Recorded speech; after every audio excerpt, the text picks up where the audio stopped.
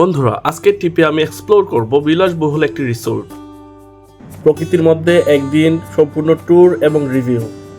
আমরা আজ ঘুরে দেখব ভাওয়াল রিসোর্ট। তাই সবাইকে স্বাগতম জানাই আমার এই চ্যানেলে। আপনারা লাইক, কমেন্ট এবং সাবস্ক্রাইব করে আমার পাশে থাকবেন। শহরের কোলাহল থেকে দূরে সবুজ প্রকৃতির মাঝখানে এই জায়গাটি। এই সুন্দর জায়গাটি কেন এত জনপ্রিয় তা আজকের ভিডিওতে দেখাবো। হ্যালো বন্ধুরা, আসসালামু আলাইকুম। আজকের ট্যুরে দেখাবো আপনাদেরকে বিশাল এক রিসোর্ট, যে রিসোর্টের মধ্যে আছে অনেকগুলা বিলাসবহুল কটেজ। তাই আজকে আমাদের গন্তব্য গাজীপুর সদর উপজেলার মির্জাপুর ইউনিয়নের নলজানি গ্রামে, যেখানে অবস্থিত আছে ভাওয়াল রিসোর্ট অ্যান্ড স্পা। তাই আমরা ঢাকা থেকে রওনা দিলাম গাজীপুরের উদ্দেশ্যে। আমরা রওনা দিয়েছিলাম মিরপুর থেকে। ভাওয়াল রিসোর্টের দূরত্ব 51 কিলোমিটার। তাই এখান থেকে আমাদের সময় লেগেছে 1 ঘন্টা 50 মিনিটের মতো। ভাওয়াল বনাঞ্চলের নীরবতার মধ্য দিয়ে আমরা এগিয়ে যাচ্ছিলাম রিসোর্টের দিকে। চারদিকে বনাঞ্চল দেখছিলাম এবং ছুটে চলছি বনের গহীনের দিকে। চলতে চলতে আমরা এসে পৌঁছে গেলাম আমাদের গন্তব্যে। এখানে সিকিউরিটি আমাদেরকে চেক করে রিসিভ করে নিল। এখানে আসতে চাইলে আগে থেকে বুকিং করে আসতে হবে। তারপর চেক ইন শেষ করে আমরা প্রবেশ করলাম রিসোর্টের ভিতরের অংশে।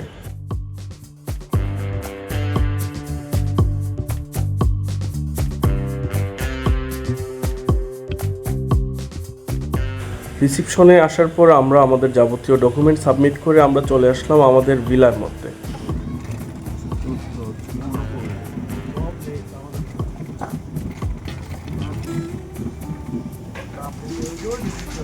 Housekeeping complete. Huh? Toilet saran, bhai.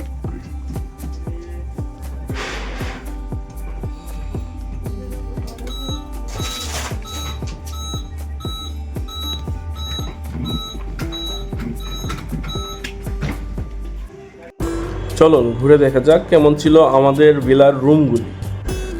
2টি বেডরুম, একটি লিভিং রুম এবং 2টি ওয়াশরুম দিয়ে গঠিত আমাদের এই ভিলা। রুমগুলি দেখে একটু এলোমেলো অগোছালো মনে হতে পারে, কারণ ক্যামেরা চালু করার আগেই আমরা রুমে এসে পৌঁছে গেছিলাম। একটু ব্যাগ ট্যাগ রেখে তারপরে ভিডিও চালু করি। এটি হচ্ছে সিঙ্গেল 2 বেডের রুম, যেখানে 2 জন আলাদা আলাদা থাকতে পারবেন।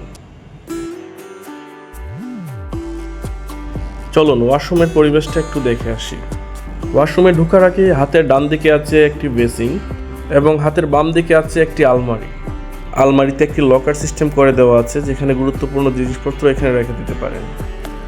চলুন দেখে আসি ওয়াশরুম এবং shower room.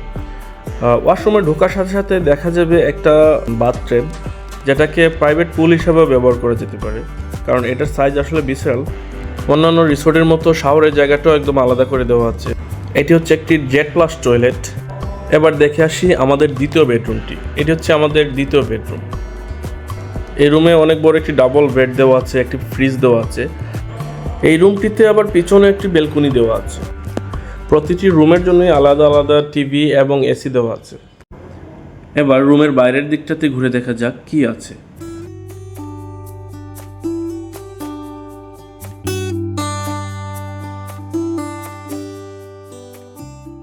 Look at the big infinity view, this is amazing. আসলে সত্যি এই জায়গাটি অসম্ভব সুন্দর, যা নিজ চোখে না দেখলে কেউ বিশ্বাসই করতে পারবেন না। এবার দেখা যাক লিভিং রুমের পিছনের অংশটুকু। এখানে সুন্দর একটি টেবিল দেওয়া আছে, যেখানে চাইলে বিকালবেলা আড্ডা দেওয়া যাবে এবং চা খাওয়া যাবে বসে বসে। এই রিসোর্টটা জুড়ে মোট 61টি কটেজ আছে, যেগুলির ভাড়াও আলাদা আলাদা করে দেওয়া আছে। এটি হচ্ছে লিভিং রুম, যেটি কিনা আমরা খাবারের কাজে ব্যবহার করেছিলাম। এছাড়া এটা আমাদের আর কোনো কাজেই আসেনি। এই রুমটা ছিল পরিপাটি, গোছানো এবং বেশ সুন্দর। এবার জানা যাক এই কটেজটির ভাড়া কত। সিজনে এই কটেজটির ভাড়া 32,200 টাকা। 40% ডিসকাউন্ট পেয়েছি। আমরা অফ সিজনে নিয়েছিলাম, তাই আমাদের পড়েছে 19,320 টাকার মতো। এটি হচ্ছে এই কটেজের দ্বিতীয় ওয়াশরুম। এটি ঠিক লিভিং রুমের পাশেই অবস্থিত। এই ভাড়াটি শুধু 1 রাত 1 দিনের জন্য। এখানে চেক ইন দুপুর 2টা এবং চেক আউট দুপুর 12টার সময়।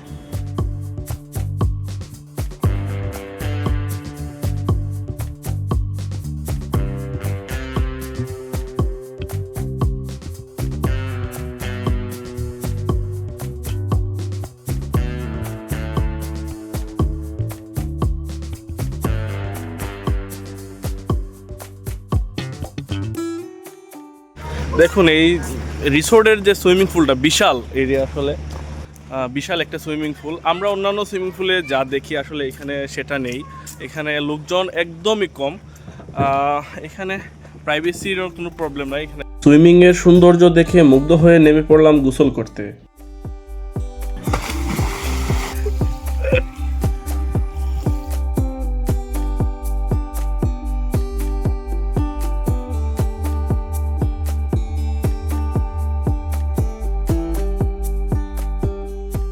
যারা সাঁতার জানেন না তাদের জন্য কোনো ভয় নেই, এই পুলটি বেশি গভীর না, সর্বোচ্চ গলা অবধি পানি আছে এই পুলটির মধ্যে।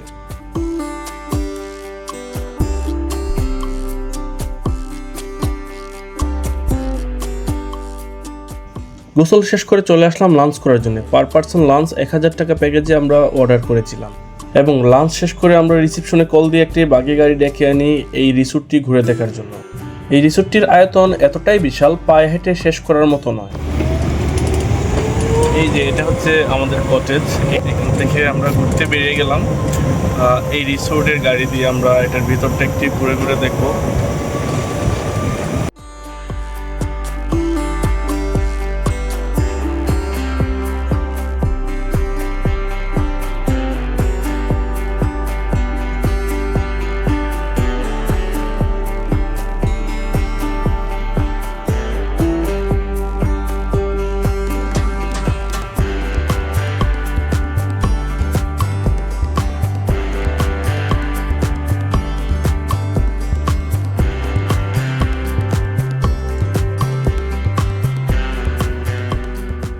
আমরা বাগি গাড়ি দিয়ে রিসোর্টের ভিতরটা ঘুরে ঘুরে দেখছি এখানে কি কি আছে, আরো কতগুলা কটেজ আছে। এবং এই দিক থেকে দেখেন সবগুলা কটেজের সামনে ছোট বড় কিছু মাঠ আছে, যেটাতে অনেক ভালো ভালো অ্যাক্টিভিটিস গুলা করা যাবে। এখানে একটু খেলাধুলার মতো জায়গা সব কটেজের সামনেই।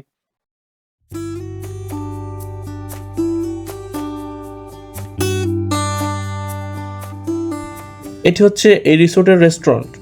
এই রেস্টুরেন্টের নিচে অনেকগুলো রঙিন মাছ আছে, তাই এসেছি এই মাছগুলো আপনাদেরকে একটু দেখাতে।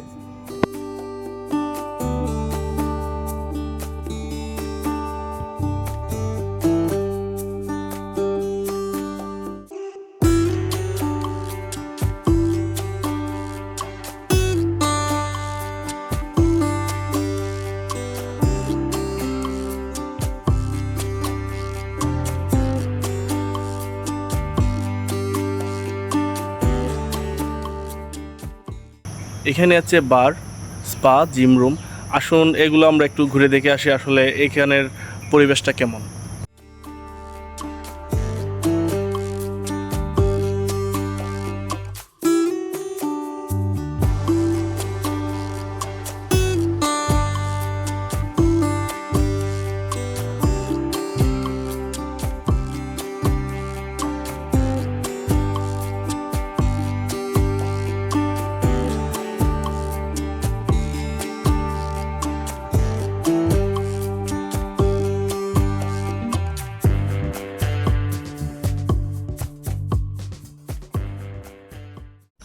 বন্ধুরা এই রিসোর্টের মধ্যে ঘুরতে ঘুরতে এখানে একটি বস্তু দেখতে পেয়েছি, নৌকার মতো ফিল পাওয়া যাবে এটাতে। একদম ঠিক ডেঙ্গি নৌকা পানির মধ্যে যেরকম ভাসমান থাকে, ভাসে অথবা ধুলে, এটার মধ্যে উঠলে সেরকমই ফিল পাওয়া যাবে। আমি একটু উঠে দেখি আসলে মূলত সেরকম অনুভূতি আছে কিনা এটার মধ্যে।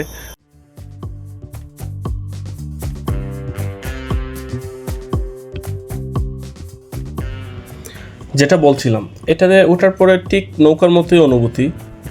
আমার কাছে মনে হয়েছিল আমি একটা ডেঙ্গি নৌকার মধ্যে উঠে গিয়েছি।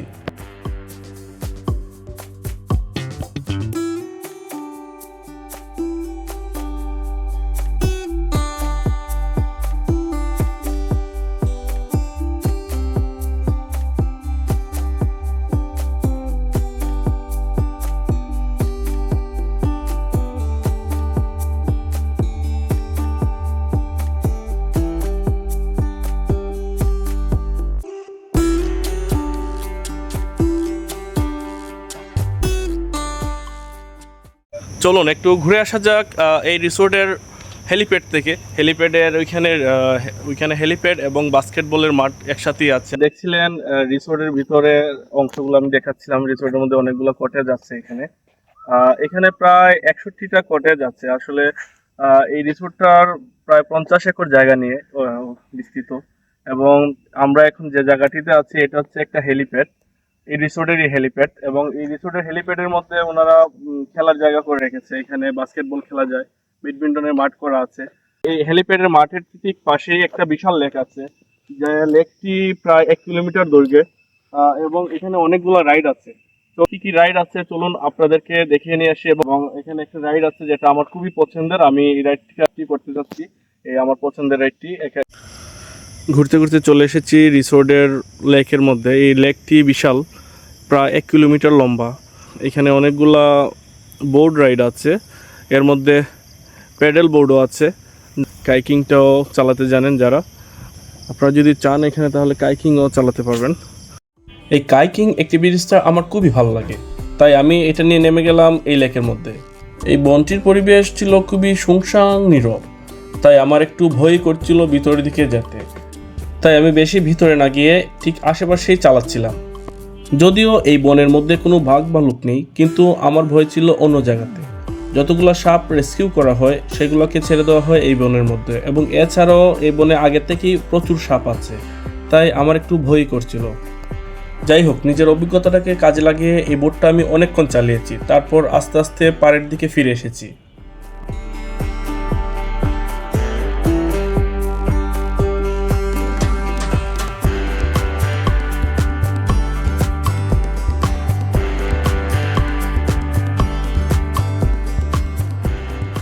ঘুরতে ঘুরতে প্রায় সন্ধ্যা গনিয়ে আসছিল, তাই সন্ধ্যার সময় কেমন লাগে এই রিসোর্টের পরিবেশ ঘুরতে বেরিয়ে গেলাম আবার। সন্ধ্যার ঠিক আগ মুহূর্তে সবগুলো বাতি জ্বালিয়ে দেওয়া হয়। বাতিগুলো জ্বালানোর পরপরই এই কটেজগুলোর আসল সৌন্দর্য ফুটে ওঠে। মায়াবী এই সৌন্দর্য দেখে শেষ করা যাচ্ছিল না। আমরা একে একে সবগুলি কটেজই ঘুরেছি এবং দেখেছি।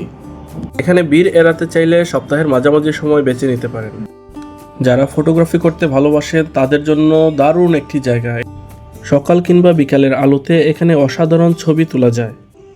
পরিচ্ছন্ন কক্ষ, নিরাপদ পরিবেশ এবং সুন্দর সাজসজ্জা ভ্রমণকে আরও উপভোগ্য করে তোলে। ঘুরতে ঘুরতে চলে এসেছি রেস্টুরেন্টের দিকে। এদিকে ডিনারের সময়ও হয়ে গেছে, তাই খাবার অর্ডার দিয়ে দিলাম এবং খাবার দাবার শেষ করে আবারও ঘুরতে বেরিয়ে গেলাম। এবার দেখা মিলল এই রিসোর্টের সবথেকে সুন্দর একজন গেস্ট।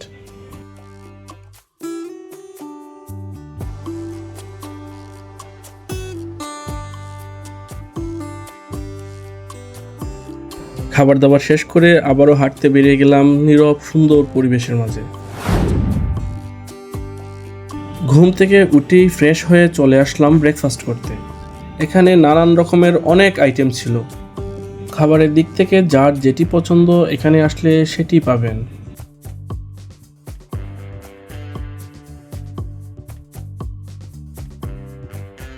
আমি ব্রেকফাস্ট সেরে আবারও বেরিয়ে পড়লাম অবশিষ্ট কিছু জায়গা এক্সপ্লোর করার জন্য। এটি হচ্ছে একটি ম্যাকাও পাখি। সবথেকে দামি পাখিগুলির মধ্যেও এটি একটি।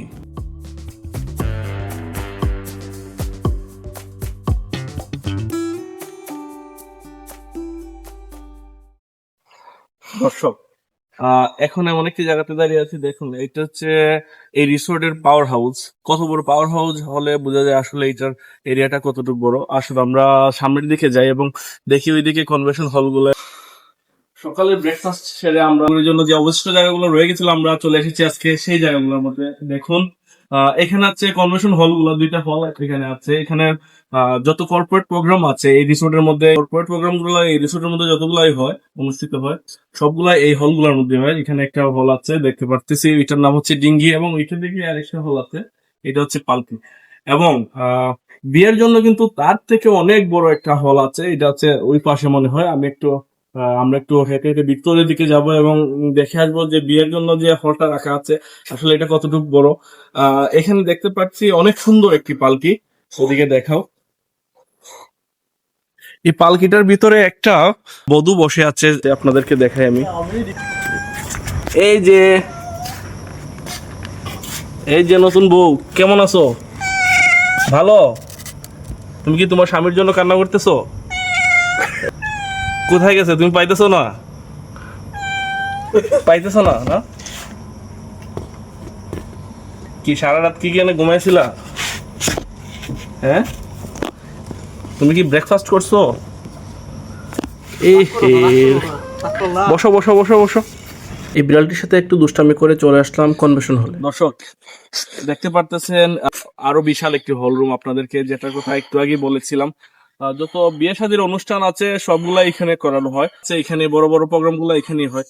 দেখুন এটার সামনে সুন্দর একটা মাঠ দেখতে পাচ্ছি আমরা, পরিপাটি ভাবে সাজানো সুবিশাল হল রুমের সামনে এই মাঠটা আছে। অনেক সুন্দর একটি মাঠ। এখানে চাইলে এখানের যত পর্যটক অথবা যারা এখানে এই অনুষ্ঠানের জন্য আসে ওনারা চাইলে এই মাঠের মধ্যে ঘোরাফেরা করতে পারে। এবং শুধু মাঠ না, 50 একর জায়গা জুড়ে যে রিসোর্টটা আছে এই রিসোর্ট পুরাটাই ওনারা ঘুরে দেখতে পারবেন যদি একদিনের জন্য কেউ এখানে প্রোগ্রামের জন্য আসে। আসলে সুবিশাল একটা রিসোর্ট এখানে।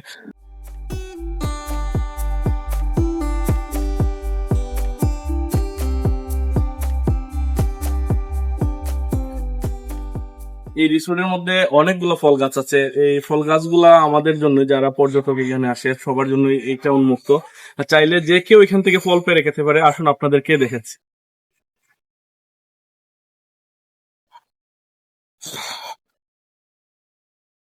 যদিও বড় বড় ফলগুলো অনেক উপরে, আহ একদম কাছে যে ফলটা আছে আমি সেই ফলটাই নিচ্ছি। একদম কাছে যে ফলটা ছিল আমি সেটাই নিয়েছি, যদিও ফলগুলো অনেক উপরে, এখান থেকে আসলে আনা সম্ভব না। আরো অনেক গাছ আছে, আমরা ঘুরে ঘুরে দেখবো সেই গাছগুলা কোথায় আছে, আরো অন্যান্য ফলের গাছগুলা।